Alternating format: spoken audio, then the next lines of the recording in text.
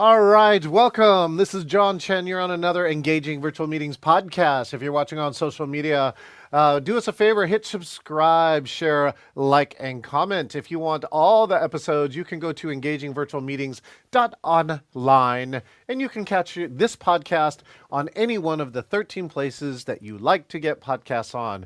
And just as a reminder, the Engaging Conference every October, you want to be there this year. This is the first year we're going hybrid. So you can claim a free ticket here, engagingvirtualmeetings.com/CON, or geez, become a VIP. The virtual Zoom, you will actually get to ask questions directly to our speakers. And for the first time ever, 150 people can come here live and see behind the scenes about what we are doing here to make virtual and hybrid engaging. All right, well, now see, coming up next, we have this gentleman, best-selling author, CEO of Remarkable. He's a former chief people officer. I better play him some gigantic music here. He's the messenger of practical wisdom and needed hope, which I think we all need today. Please put your hands in the air for the one and only Dr. Randy Ross.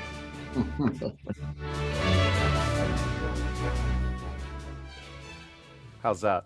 That's great. Thanks, John. Oh my gosh, Randy. All right. How are you doing today? That's really the question of the day. How are you doing? I am wonderfully well down here in sunny Georgia. The weather has turned. We're hoping that spring is on the way. Oh, you've had some weather, right, this year, I think. We've had a little bit, but sunny skies and warmer today, so I'm optimistic.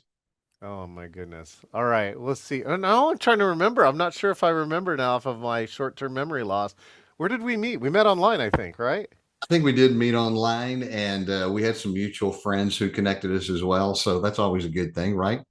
Always a good thing. Well, let's do this, Dr. Randy Ross. Let's find out a little bit more about you. Do us a favor. Tell us who you are and what you do. Okay. Well, I am an author of multiple books, and I am a speaker. I travel around the country and across the globe, trotting around and talking to organizations about how they can improve their culture by applying principles of axiology. I'm a kind of a geek when it comes to philosophy and psychology, so I enjoy bringing compelling content to organizations that will help them crystallize their culture and create a more relationally rich work environment, because the principles of axiology are impactful when it comes to happiness, health, productivity, and longevity. And so I write and speak about such issues. No, say it again. Let me see if I can get the correct pronunciation. Axiology? Did I do it? Axiology. So axiology, it's a strain of philosophy Okay. that talks about values, value constructs, and value creation. It's simplified. It's an attempt to define and measure good. And when it comes to organizational life, it's about creating movements of good, which I find extremely fascinating and very compelling. Let's see. Oh, wait. Here, let me get this one. There we go. The There you go. study Axiology. That's it. the study of the nature of value and valuation. So what is the genesis of axiology? I don't believe I've heard this word often. Well, it goes all the way back to Plato and Socrates, if you want to take it all the way back there. But you probably have read in some of Socrates' writings about being virtuous. And so the concept is that our value system is what drives human behavior. For me, it's probably one of the clearest explanations of human motivational behavior, because it posits that whatever you value the most, or whatever you believe will bring the most value to yourself and those around you, Yes. those are the things that you will pursue. And Yeah. so it's your construct. It's how you believe. It's your worldview. So if you know a little bit about my past, Randy, I hung around that guy, Tony Robbins with the big teeth, that guy. And he professed something called the six human needs, which had six values in it. And he was trying to explain why anybody does anything. And, it really helps explain things like, let's take something radical like gang behavior or gun violence. the gun or the violence does fill a need for that person, maybe in a low way or in a very dangerous way, but it is fulfilling a need, which is why people do things like, okay, let's take another one that's not good for you, smoking, right? Why do people smoke? Well, because in some part it fills one of their values, even though, right, it's harming them and maybe another value, but they really may or may not care about it in that way. So I'm kind of curious what drew you to this and saying, well, you said it was the simplest thing. I'm just kind of curious about the moment that clarity kind of arrived going, this is the thing, right? This makes sense to me. Well, I think it goes all the way back to my studies. I enjoyed studying psychology and theology and philosophy and Yeah. seeing how they all intertwined and their impact on human behavior. And if you think about it, in organizational life, we're constantly trying to move people to behave in certain ways that will produce productivity, whether that's innovation, collaboration, creativity, whatever that happens to be. But Hmm. behind behavior is a belief system, right? That Hmm. serves as the structure out of which our behavior flows. But behind our belief system are a set of values because that's fundamental and bedrock to what we build upon. And Right. so our values are both stable and immovable, but they're also transient in the sense that there are some values that are deeply embedded. There are others that are morphed and shaped over the course of time through experience and education. And Hmm. for me, what's really fun is helping people to do a deep dive and evaluate what their values are. Values always compete. I mean, to use your example, someone who participates in gang violence, there's a sense of control and power that may come from an expression that's destructive. But for most people, I think that we all feel good when we do good. And organizations, when it comes to organizations, people like to do good business with businesses that do good. Yeah. And so it's really an attempt to define and measure good, Mm. which I find very, very fascinating. Um, the definition from axiology of good is having been designed for a purpose, you fulfill the purpose for which you're designed. Now, if you think about that from, let's just say, a psychological standpoint, Abraham Maslow, his hierarchy of needs, some people Yeah. are familiar with that, right? Yeah. It was a 5 tier hierarchy of needs. If your basic physiological needs are met, then you can ascend to the next level, which is safety. And then there was love and belonging, self esteem. I'm gonna put you on the spot. I'm gonna take you back to your psychology 101 class. What was the pinnacle of Maslow's hierarchy of needs? What sat at the top? Do you remember? Oh yeah. Self-realization. So that's it. Self actualization. Oh Self wait, wait, realization. wait, wait, wait. You Hold got on a it. Give, second. give Wait, yourself a check. wait. You, There you go. there you go. There you go. Top of the class. I get a And coin for that. that's what we were always taught in school, right? But guess what? That's not the end of the story Hmm. because the father of modern axiology, Dr. Robert Hartman, Okay. was a good friend with Abraham Maslow. And one day they were sitting around after dinner drinking brandy. And That's the good life. yeah, Hartman looked at Maslow and he said, Abe, is that really all there is to life? So you fulfill your potential. So what? What good have you done? And it really caused Maslow to start thinking. And if you dig deep, if you want to Google it, Maslow later in life added 3 more tiers to his hierarchy. One was aesthetic needs, but the top one above self actualization is actually self transcendence, which is interesting because it's talking about the metaphysical connection, doing good, bringing good to the world, making your dent in the universe, creating a movement of good, giving back and building a legacy. And I think that's really critically important.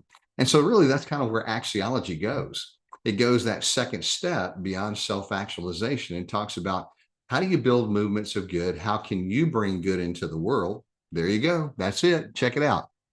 Transcendence is actually above self actualization, which means that not only have you fulfilled your potential, but life isn't complete until you do good, give back to others, and leave a legacy. And I think that's pretty remarkable.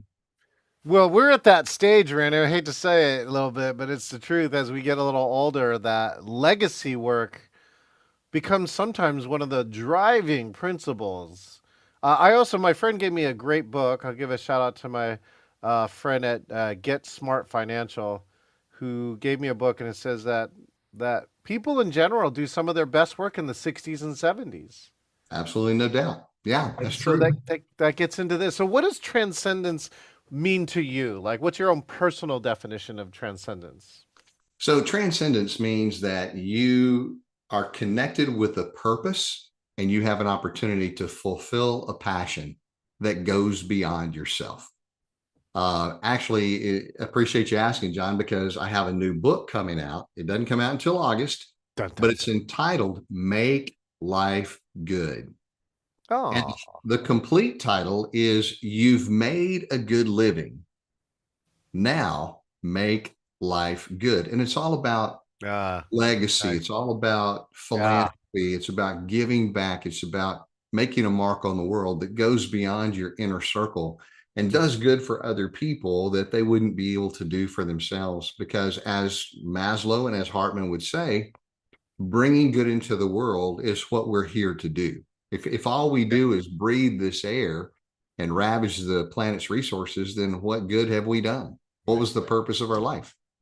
So, Interesting. Well, what do you think your legacy is going to be, or what would you like your legacy to be? Haha. well, the obviously the name of our company is Remarkable. Yeah. One of my books that I wrote is entitled Remarkable. So my hope is that by my words and my deeds, I will inspire others to be remarkable. And remarkable means that you live life and you do business in such a way that you blow people away. You exceed all expectations. You go the second mile. You mark their life for good to such a degree that when they leave your presence, they have this irrepressible desire to talk about you. And when they're remarking about you and the positive difference that you've made in their lives, then you indeed have become remarkable. Do you know Phil Mershon? Have you met Phil yet? I have not met Phil, but I'd love to be introduced to him. Because he wrote a book called Unforgettable. Okay. This is the art and science of creating memorable experiences. And I think that it's might be related to this, which I kind of leads me into this. I want to ask you, you do a lot of work in leadership and team building. How do you think leaders need to engage their companies and their teams this year, 2024? What is some of the most important things you think a leader needs to get their teammates engaged with them? Well, I can sort of simplify that. I Sure. think that every team leader needs to create and craft a relationally rich environment where people can flourish.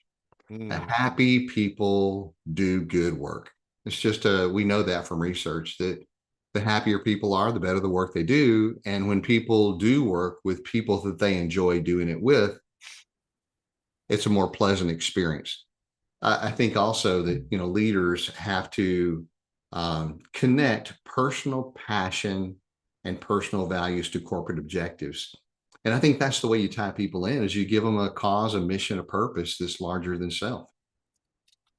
Yeah, I'm also a sports fan, or at least when we had a basketball team. I'm not bitter, Randy. Uh, oh, I can tell. Yeah, you're not bitter. You just wish you had the sports team there, right? Yeah, You we got used the, to have. you got the Seahawks, but come on. Yeah, well, yeah. Well, I'm just talking basketball. And by the way, this actually gives me a great memory that one day I was there in Atlanta, and I went to the box office for your Atlanta basketball team, and they had one courtside seat left. And it Yeah, was like, oh, it was only $200, and I'm like, oh, this is a no-brainer. So, so I got to absolutely. sit courtside in your amazing Atlanta team. Anyway, so trying to go back to Well, our. I got to give a shout out to the Hawks. You got to call them by name. Come Oh on. yeah, If you sat yeah. courtside, what year was that? Oh geez, it was like probably 90 something, maybe 94, 95, somewhere around Okay. there. All Yeah. right. Oh, maybe I take it back. Maybe it might have been 2000, but it was like 2000 to 2010. Okay. Okay. Okay, well, so when Seattle used to have a team, the Sonics, right? One of the cool parts was Nate McMillan was a player coach, and one of the things that I realized that he was doing was that he got his team to work to figure out what was important, like what you said, personal passion, to align with the team's goals. So, for instance, there was somebody, and all he wanted to do was start. So he would made him a starter, and he, and quite often he fouled out like in the first quarter. You get two fouls and you have to get that sat down. But anyways, he got to do the opening, so he was able to fill that goal. Somebody else, his goal was to have the game-winning shot in his hands. So he then, because there's only five slots for the opening, he became the sixth man. Right, Vladimir Radvanovich, by the way, and so his role was that he didn't get to start, but he would always get to play fourth quarter, and he was one of the greatest three-point shooters you're ever going to meet, as well as he was one of the greatest philanthropists because UNICEF airlifted his two parents out of Bosnia, Serbia, Montenegro, and he had never forgotten that, and so he spent a lot of time fundraising for UNICEF to try and pay back and leave that, thank for that legacy that Wow. happened. And so anyway, so that's like an example that I have of how do you align somebody's personal passions. I'd love to hear any stories that you have, Randy, of examples that you have where somebody really did a great job of aligning somebody's personal passion with the company objectives. Well, here's what the best companies do. And I've seen this happen over and over again. Many companies make the mistake of trying to career path people. In other words, they say, you joined our organization. This is what we want you to do. If you want to make it to the next level, do this, this, this. And then they stair step them up right in their career path. I think the companies that are the best are the ones that career craft. Mm, And they say, look, we're not going to tell you what you should do. We want to hear, what do you want to do? And a great question, what problems do you see that you personally might be able to solve? yeah. And so what happens is when someone has a passion to solve a problem, or they see that they can leverage their strengths and their passion to solve that problem, which is, by the way, one of the basic principles of axiology, Yeah. then that person is much more impassioned because the organization now has listened to me and they've heard where I want to go. Gets back to your example about Nate as a good coach player. Yeah. You listen to your players. What is it that they're passionate about? Because when you tap into that, you don't have to light a fire underneath them. All Yeah. you have to do is fan the flame within them. Mm. Makes Like a I big said, deal. though, do you have an example? You don't have to use names or companies or anything. I'm just trying to figure out, like, it's it sounds easy, but in reality, often it is either hard because you have to, as a leader, you have to gain the trust of that person to maybe divulge something that looks like it doesn't serve their career. Like one of my good friends just said, he said his parents wanted him to be a lawyer, and he goes, "I want to be a photographer." And they were like not in support. It's like, and so there's a period of time when he could have easily tried to hide behind that, going, "Okay," and but you suffer for all that time saying, "I really want to be a photographer," and he's really become a successful photographer now. So what you're talking about is you got to create a high trust environment where people feel Yeah. safe to be vulnerable. Yeah. Yes. How do you do that? Well, it's got to be intentional. It has to be relationally rich. There has to be a high level of trust and support. This might be a good starting point. When we go into organizations and we talk about culture, Yeah. we define a remarkable culture as a culture that has a trilogy of three things. It's a place where people believe the best in one another. They want the best for one another. And so, therefore, they expect the best from one another. Those three components: trust, deep connection and compassion, and accountability. When you have those three things in place, there's deep trust. I believe the best in you. I'm going to give you the benefit of the doubt. Yeah. Uh, when you want the best for someone, you've got their back. You coach them up. You believe in them. You want to provide the resources to make them successful and fulfilled and happy, and give them meaningful work.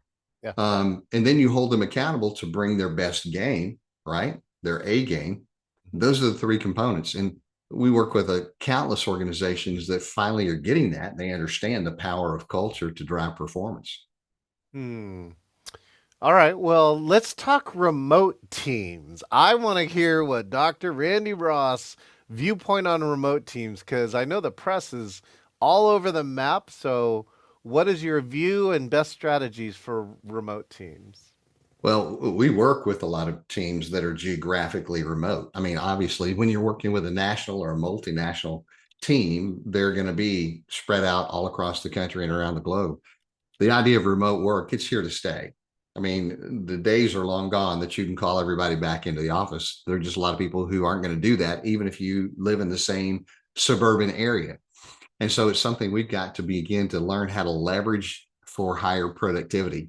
And so I think that that whole idea of, well, what you're teaching everybody to do, John, is to have productive time online and try to maximize that.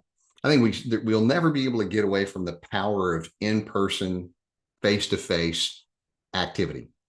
But if we leverage technology effectively, then there are great things that we can do in terms of bringing people together, having them meet more frequently, having deep, lively discussions, and it's here to stay.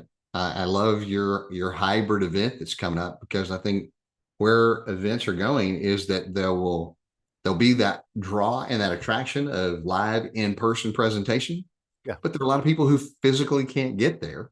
Yeah. Either they can't afford it or they just can't get there. It's interesting. I was scheduled to speak last January in Dallas for an organization that had a client meeting, and they attracted people from all across the country.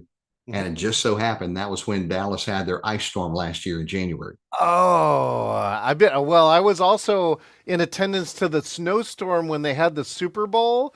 And remember, Yeah, like a section of the roof came off, or the section of snow came off the roof, and yeah, it was so cold in Houston that you could not get out of downtown because it froze all the overpasses. Anyways, you have ice storm. yeah. Well, Yeah. we had to be creative, and so I fortunately I was scheduled to speak on the first day. I was able to finally get there on the second day, but the attendance was about half what was expected, and we had to go pivot live. You had to go virtual, and so that our audience could join us, and it was a wonderful time. Fortunately, they had that already prepared, and it was a great way that individuals who couldn't physically get there could be a part of that conference. But more and more groups, I think, are leveraging the power of technology to be more inclusive Yeah. of individuals. So it's a great thing. Okay, so in that case or any other case too, Randy, one of the hotter topics that's happening right now is that some of our professional speaker friends are confused about what to do in hybrid because they Oh, know virtual, okay, I can look at a chat, blah blah blah. I know in person, well, we did that beforehand, but now trying to do both at once, some people have come to me and said, I don't know where to look or I'm not sure how to pay attention to all this stuff. So I would be curious, how do you become remarkable when you're presenting hybrid? when you're presenting hybrid, I think there is it is different than presenting live on stage. Um, you have to take into consideration several things. I think people's attention span. Yes. When it's hybrid, you've got to be much more dynamic, enthusiastic. You've got to have more breaks and visuals that you can turn to. You've got to engage people more in that conversation. But obviously, COVID pushed many of us off the stage and into the virtual world, and some were prepared for it, and others were not. And we found it to be such a powerful tool that I don't think we'll ever go back. Not now. For us, that was a period of time that we began to leverage the power of going into the studio and creating digital content. And we've created a ton of digital content that now has served us well because our message can be shared far and wide. Now we're having fun to take it to the next level. Now we're in the process of refining our digital AI, my digital twin. So now I can provide our content digitally, Yeah. globally, Yeah.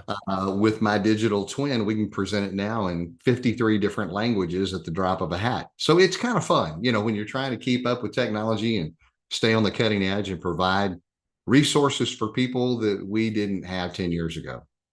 Can you share who's working with your digital twin, or is that a little proprietary? I just want to ask. No, no, no. It's a group here in Atlanta called Tempest One, and they are doing a fantastic job. They're getting us in shape. We have all of our content on a platform called the Rally CXP, which is the Change Experience platform. You can check that out at Get Rally, RALI, getrally.com. You can see all of our content there. It's a great place for content creators. We've got over 60 different content creators who are a part of our community and always looking to add quality content on the Rally platform. But now that we're working with Tempest One in combination with Rally, it's a powerful mix because we can go to our multinational companies and go, all right, you wanted our content before. Yeah. Now we can give it to you in 53 different languages. And the best part for me, the first time I saw my digital twin who looks, sounds, and acts just like me, in the middle of it, he goes, and now we can deliver our content in French. And I start speaking fluent French, which I can't do, right? And then I went to Mandarin Chinese, and then I went to Spanish. So I was pretty impressed with myself. Well, you should be. I have seen this demo in a couple other places. I'm going to give a shout out to Render Media. One of my NSA friends is now working there. And what you do, for those who don't understand what Randy's talking about, when we're talking about a digital twin, at least in the process that I know about, what they do is first take a digital likeness of you. So they're scanning you so that, and they can do it from multiple angles so that they can now recreate Randy into a digital likeness and then take his content. So they can take a video of him delivering something in English and the AI will then re-put it out. And here's the key. The key, though, because it has his likeness, first then translates it into French, right? They also have has the likeness of his voice, so it actually sounds like Randy.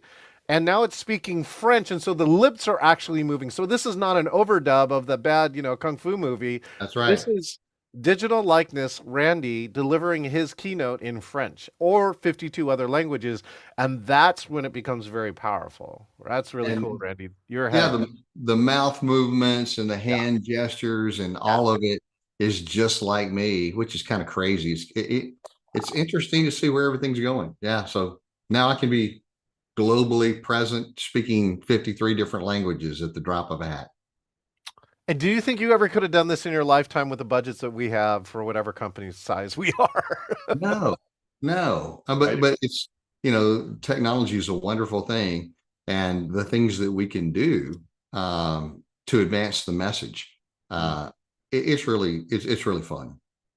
I'm gonna have to go try that now. I'm really because I've been trying to get my book translated into Chinese. I've actually presented in Taiwan using an interpreter, but I'm wondering, like, even just to start with captioning, which I know how to do, take the English and caption in another language and send the video over to the other side and find out, are people talking? One of my YouTube videos did go viral, and of all places, East India loved it. Really? Yeah, it Okay. was it was a 90-second video too, Randy, and it was about playing reverse charades. So you know what charades is, Oh, right? sure. Yeah. Do you know what a reverse charades is? I'm assuming that you tell someone and they have to act it out as you. I don't know as you speak. I don't know. Yeah, so instead of like this, so normally Randy would act something out and all of us would guess. Let's pretend like there's 50 people here. In reverse charades, I tell everybody else, you have 49 people acting out and you, Randy, have to guess after trying to watch 49 video windows trying to tell you something. It's hilarious. That's great. That's And great. and the video was titled "How Do We Engage Everybody?" All at once. And so this is right. This was a game given to me at another conference, and I was the first, I think, though, to adapt it to virtual, and it's really successful. It's really. I actually use it to teach team building concepts. So they guess each one at a time, and then I tell them why I chose that word and that name. And so it's like the top 10 characteristics. This is, I like your relationally rich. I think that's the correct terminology. Right. That's a great term. The one that is in this class is civilized disagreement. Hmm. Civilized disagreement. What does this is one of the top 12 characteristics of great teams. Randy, what does civilized disagreement mean to you? Well, civilized disagreement. We read a little bit about this in my book, Relationomics, because Aha. Relationomics talks about the power of healthy relationships to drive business, and essentially what it's talking about is agreeing to disagree agreeably. That's that we're going to respect each other. In order for us to have a diversity of thought that sharpens all of us and brings better thought processes to the table, We have to be open to a variety of ideas. But before we shoot those down, we have to give them, a fair hearing in order to be able to assess it. Yeah. And then if we do disagree, then we go into it, but we go into it in a respectful way, or we like to call them raw conversations. You Yeah. address reality, Yeah. you advance the issue, Mm. and you wrestle to resolution with whatever problems may be present. So raw conversations, some people might call them fierce conversations or whatever crucial conversations. We like to call them raw conversations. And I think that's a big part of it. What's the R again? The R is dealing with reality. Reality. Yeah. So Reality. You got to try and get to the fact. Yeah. embrace the totality of reality, no matter how challenging it may be. Yep. Yeah. Yeah. Right. So I heard reality. Wait, advance? No, wait. What's the Advancement. advancement? Yeah. Yep. And wrestle. We're not going to look in the rear view mirror and continually, overplay what's happened in the past. We want to make sure we're adding value and bringing conversation to the table that will help us advance whatever the issue may be. Now, that is a skill because, even in events, right, it's really easy. Well, one is an event is a pressure situation, right? It's the clock is running, the people are on stage, right? When things go bad, right, it's in real time. And one of my ways is as a producer, I have to figure out how to resolve these challenges all the time. And at some point, when it gets down to it, especially in the moment, one of my strategies, number one, it doesn't even really matter whose fault this is. We can look at that later. We'll like if when we're like not under time pressure. Now, everybody, let's focus on what is the solution for this, right? And now, can we agree to do it in a short amount of time, so everyone understands their role? So then people can disperse and execute on it. So that's So, one of my parts. I was just trying to figure out how do you teach other people like how not to do that? Because the default part for that, Randy, 80+% of the world is so ready to go just blame and it's Randy's fault. He screwed up and it doesn't really. Again, the audience doesn't care, but that's I think most people's default reactions. so here's a little soundbite. In a situation like that, in order to make progress, you're not concerned about affixing blame. You need to fix the situation. And regardless of who created it, everybody needs to roll up their sleeves and dive in to make it happen, right? To fix the problem. So Right. again, I think you get back to these principles of axiology. One of the principles is in order to continuously create value, you have to leverage your passion Yeah. and your strengths to solve problems. Now, Yeah. there's a whole lot of talk in the world, in the marketplace about your passion, pursue your passion, right? Yeah. Live your best life and Live your pursue your best life passion. and all that. Yeah. My grandmother told me when I was young, do what you love to do, and the money will follow. Yeah, Right. that's what we call in psychological circles a lie. That's a lie. I mean, That was not what I was expecting from you, Randy. That was a good one. I would love to do only what I like to do or love to do, but I love to play golf. I do. I love the blue sky. I love the green grass. I love the white ball. Yeah. No one's ever offered to pay me to play, which tells you a whole lot about my game, right? But passion, you can't always do just what you love to do, but you do need to learn to love what you do. But pursue your passion and your strengths. And there's a lot of talk in the market, Marcus Buckingham and others, and there's a lot that we can need to leverage about our strengths, which is great. But that alone is not the total picture. You have to leverage your passion and your strengths. The key is to solve problems because people will pay you to solve problems. And here's the thing, the bigger the problem you find and you solve it, the more value you create. And the more value you create, the more invaluable you become. So to your point, I look for people who want to roll up their sleeves. They're not concerned about casting blame or aspersion. They just want to fix it. Well, you'll love this. So Randy and I were talking. He's not currently a member of National Speakers Association, but he knows about it. Oh, We but don't give that recently. away. Don't tell people that.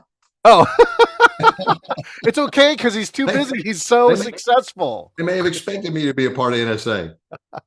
Send me an application, John. Send me an application. I'll join your chapter. Well, we're with the best value in, by the way, in all of NSA, right? New York clocked in at 9:50. We're like 1:49. You can join a chapter remote, but that's not what I'm saying. This story was so great. We organized a happy hour that a dozen people came to, and guests show up to because we just one. It's psychologically safe. You can just come here and like sit down next to professional speakers and just have a drink and bullshit, right? And Yeah. so it's great. So one of our, it's at a railroad track near, it's near a bar that has a railroad track, and one of our guests turned right too early and basically high-sided the axle on the rail of the train. And luckily, there were no trains coming at this time because that would have been like a massive disaster. But she could not hit reverse and come back. I get a text message and it says, "Hey, John, I'm stuck on the rail outside. Can you please help me?"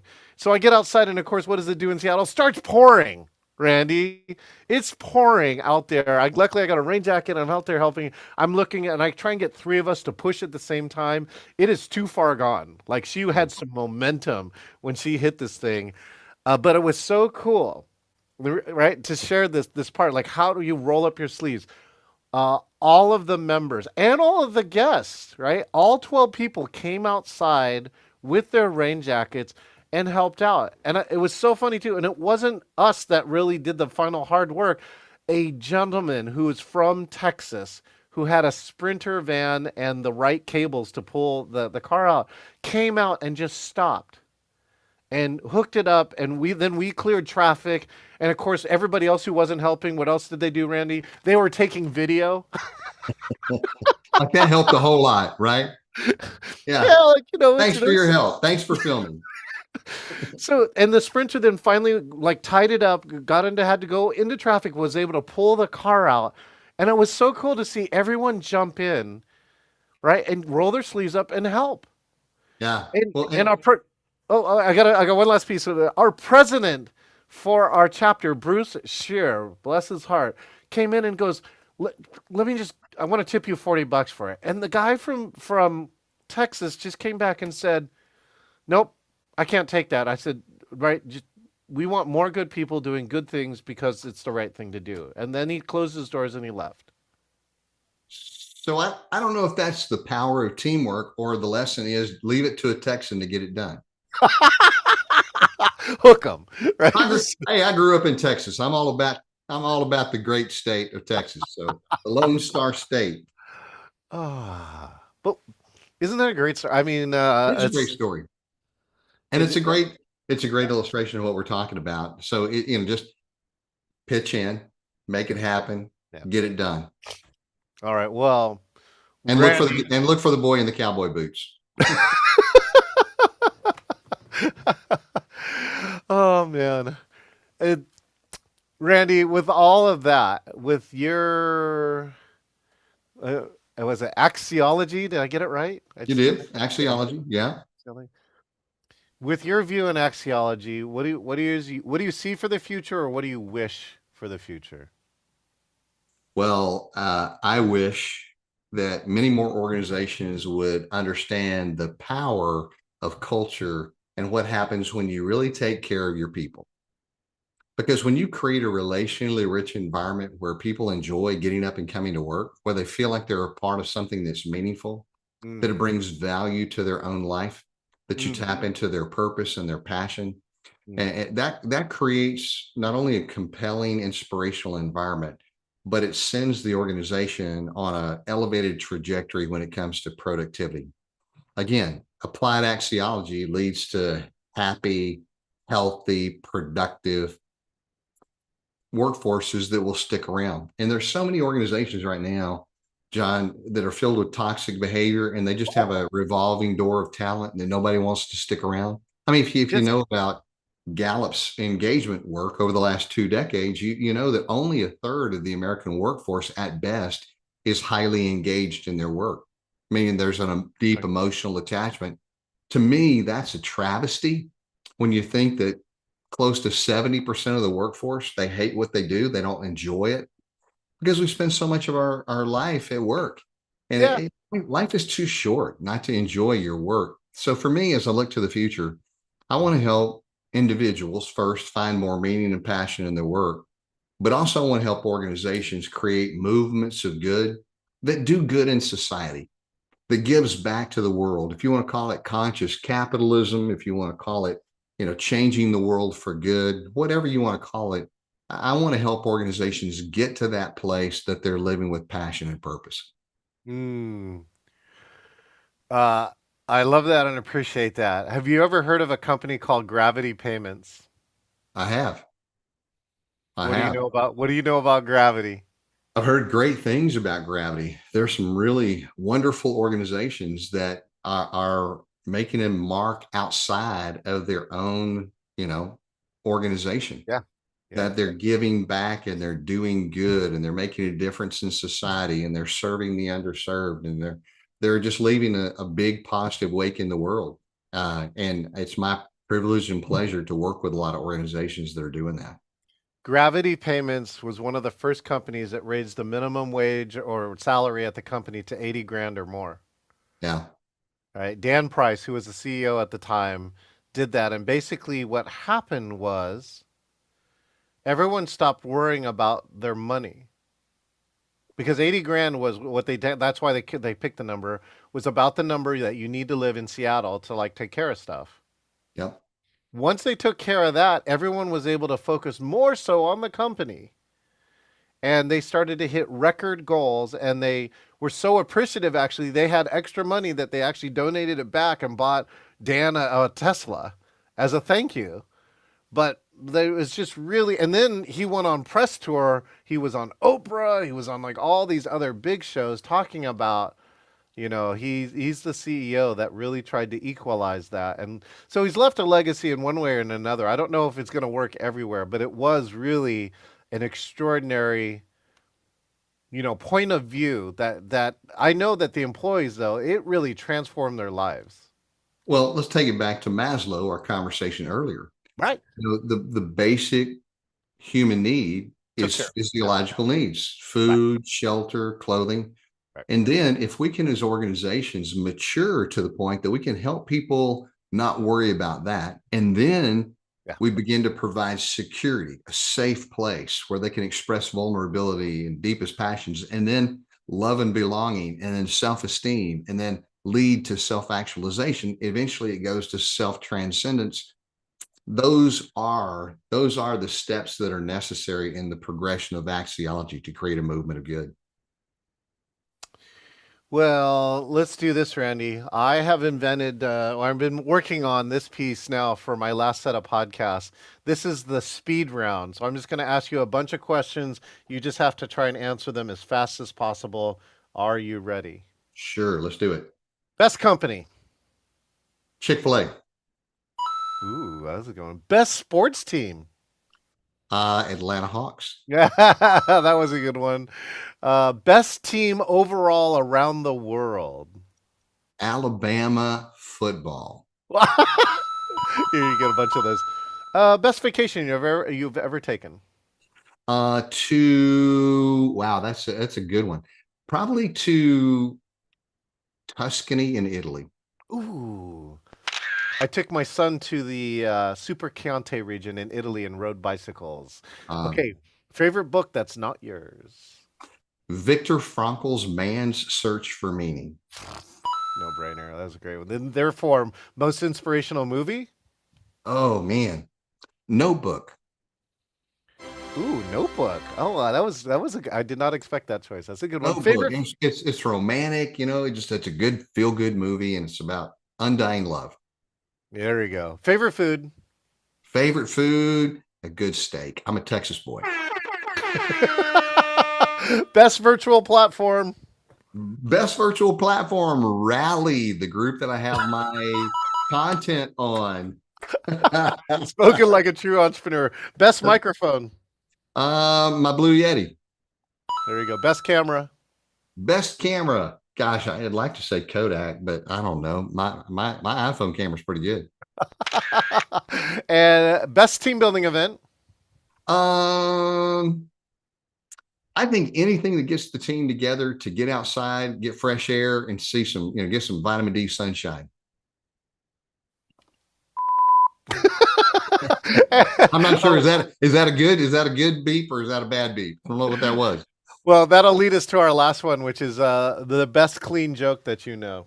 Oh man, put me on the spot. Best clean joke that I know.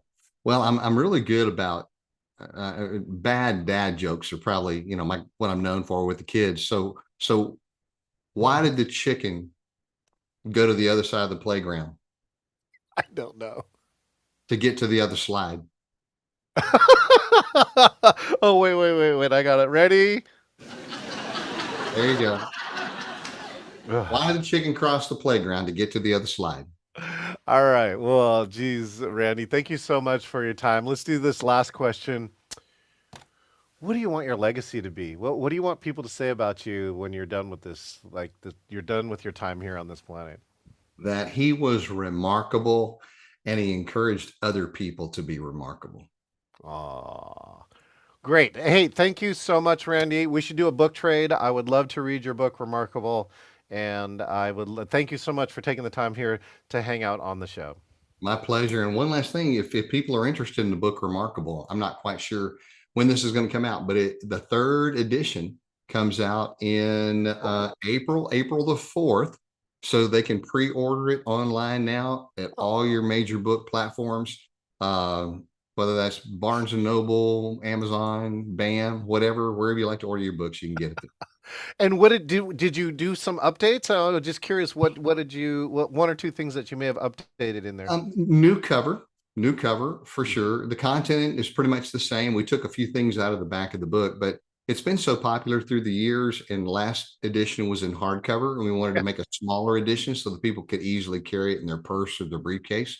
Mhm. And so it's just a better size. Better side.